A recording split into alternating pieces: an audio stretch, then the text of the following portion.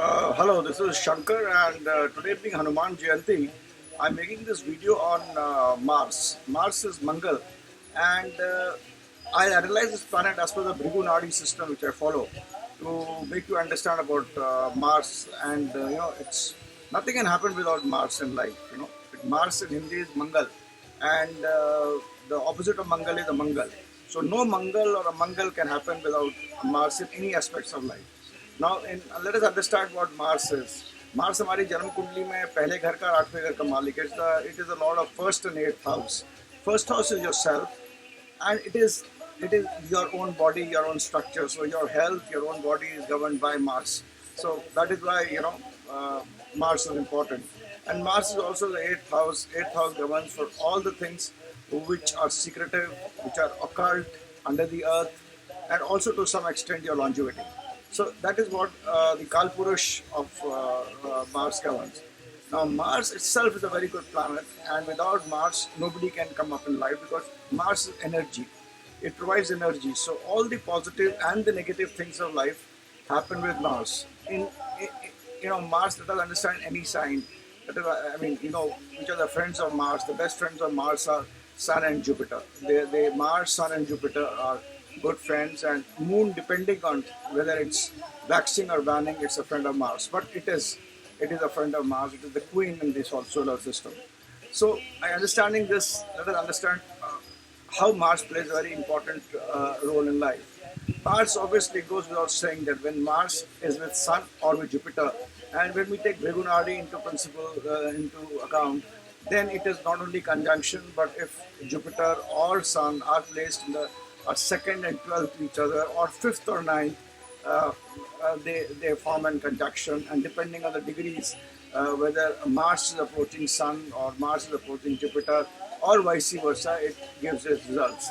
If the degrees of Jupiter are more than Mars, then it means it's already got the energy of Mars, and that person would be a good person in the field of education. He would build an institute. He would be, respected in the society, so on and so forth. So let's understand these two planets, Mars and Jupiter, Mars and Sun. They are fairly simple. Mars and Jupiter are very positive. Jupiter rules your things like your father, it rules the DNA of your life, basically how your life would be. So I would call it the DNA of your life. It rules the DNA of your life, and it also rules things like your family, your finances. So, there will not be a want of things. Jupiter doesn't give you excess, but it gives you what you want and what you desire. Keeps your desires in control. So Mars and Jupiter are very important together. Mars gives the energy to Jupiter, and makes it makes your life comfortable in all aspects. It makes it balanced.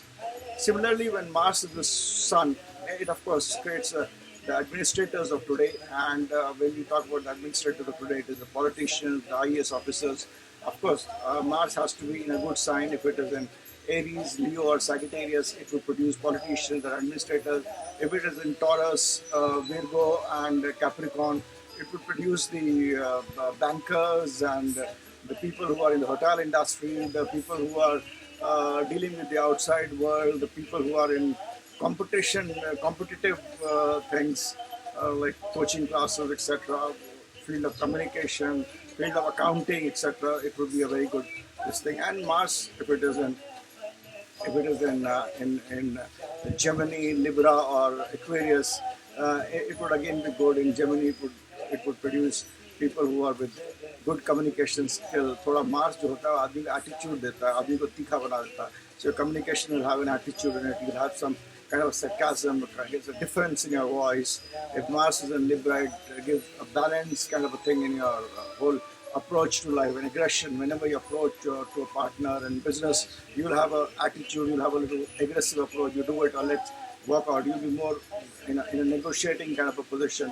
And when Mars is in Saturn, it will give you a desire to do a lot of big things. So it would depend on where it is. And when it is placed with Jupiter and Sun, which we were talking about in these signs, of course, color itself to that extent. Jupiter is also very well placed in 159. Not so great in Taurus, Taurus, Capricorn, and Virgo.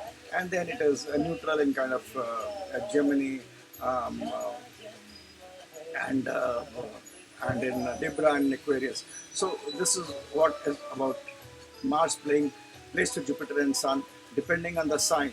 I mean, the planet where the sign is placed, it absorbs the quality of the sign. So, of course, I'm not going to explain that. So, depending on the sign which is placed, it absorbs the quality and gives good results.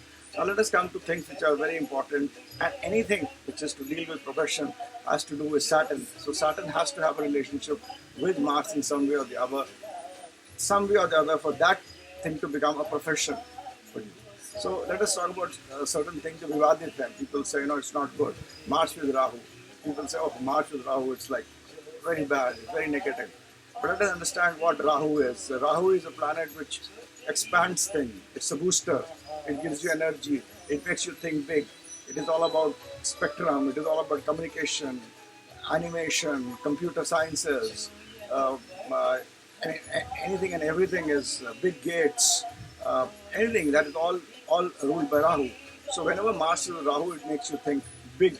It makes you think larger than life. It gives you the energy to do a lot of things. So Mars and Rahu, if connected with Saturn, is not a negative thing for everything.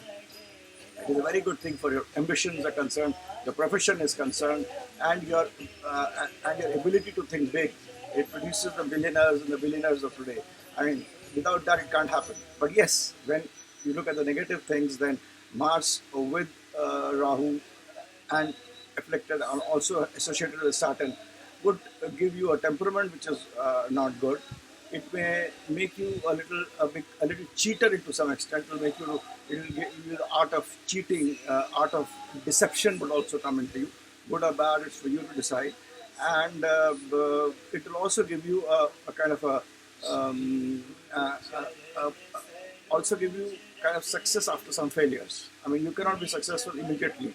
Whenever Rahu is like the mouth of a snake, and Mars is the teeth. So you can understand it as a fight between, the teeth and the snake. I mean, the mouth of the snake and your teeth is depicted by Mars, and Rahu depicts the snake. So it's kind of fight there, and if you understand this, you'll understand a lot. It will give you success after a few failures, but the success will be very big. It also depends on the other planetary combinations of wealth, etc., which you have. So if they are there, then Mars and Rahu are there, it is very good. It is not a great thing for. It makes a man oversexed. Mars energy, and whenever it is Rahu, it makes the sexual energy very high. So it could be both working in a positive way and a negative way. If the planet gets energized in the early ages, you may do things which may turn negative. It gives a kind of a perversion also to the extreme. So any planet, I mean, Mangal cannot be branded as negative. Mars and Rahu cannot be branded as negative or positive all the time. It has to be looked in this way. Similarly, Mars with Ketu. Ketu is a planet which contracts. It is not that it does everything negative. Like suppose Mars is Ketu, Ketu will say, okay, you are a planet of energy, so I will not let you move. I will not let you have the energy which you have, but it can internalize your energy. You could have great intuition power great intuition power to do something. You may also become a big researcher. You may start looking into minerals and metals to find out what is there more in minerals and metals. You could become a very big scientist like Thomas Alva Edison, who failed so many times to make something after a lot of failures. It gives you a kind of Ketu does not negate everything. Ketu negates the energy which is there in the planet, the external energy, but the internal energy it increases. So when Mars is with Ketu, it will reduce the external energy. That is, you will not have the energy to kind of be a Sachin Tendulkar or play hockey, but you will have the energy of Ketu would give you an internalization of energy, which could lead to a lot of other good things, depending on, again, the aspects of other planets like Jupiter, Surya, Shukra, depending what is stronger will make you excel in that field or make it very average. But this would be a tendency which would be there. Mars with Moon, again, it's like considered to be a very good combination, but let us understand during the old ages, this is a very a big thing that Mars with Moon will make you a huge landowner, etc. I don't think so. It doesn't like that. Mars does rule land, Moon does rule water. So you will have land which can be irrigated. You see, so Mars and Moon at one point of time when irrigation was important, farming was very important, and it was always said that it's a very big yoga as such because Mars rules Mangal. It rules Hanumanji. Also in the south, they say it rules Kartike, and Moon is nothing but it is Parvati in a way. So it it kind of it kind of there is a different kind of relationship which is there, but this land and water is the relationship which is there. So it makes you the owner of irrigated land. Today it could say it can be, if it is well expected, you will become the owner of a land which is fertile, where you can build a house or you can do some irrigation. But it certainly doesn't become makes you a millionaire or billionaire. It depends again on how it is placed. Mars with Moon is positive and negative. Mars with a waning moon, that is a moon doesn't have Pakshbal. I mean, it is near Sun in degrees. That moon becomes negative. When that moon becomes negative and gets the energy of Mars, and then Moon denotes a lot of things. Moon denotes movement. Moon denotes female friends. Moon denotes relationship. Moon denotes your mood. Moon denotes your mind. So when Mars gives a negative energy, the moon which is with negative energy, when that is filled with Mars and it has Venus somewhere around it, it can lead to extramarital relationships, child outside marriage, so many other things can happen. And the moon, depending on what is the round of Jupiter and what is the round of Saturn and Rahu, and depending on the transits which are there at the moment, would give you all kinds of things which do happen in this world, and this would be depending on Mars with a negative moon, with somewhere Sun and Venus also would come into play. So that kind of thing is there. Mars again with Rahu, in case of a man's horoscope, I told you it's not good. In a way it's good, in temperamentally it's not good. It makes a person arrogant, it makes him oversexed. And if it is not, it is fortified with a good Surya. All these positive things will lead to his downfall. Mars with Rahu, in case of a woman's horoscope, again makes her haughty. It makes her sexual. It makes her a kind of a person who can be very good at talking, aggressive in talking, get her way through, and but internalizing it is not right. I mean, the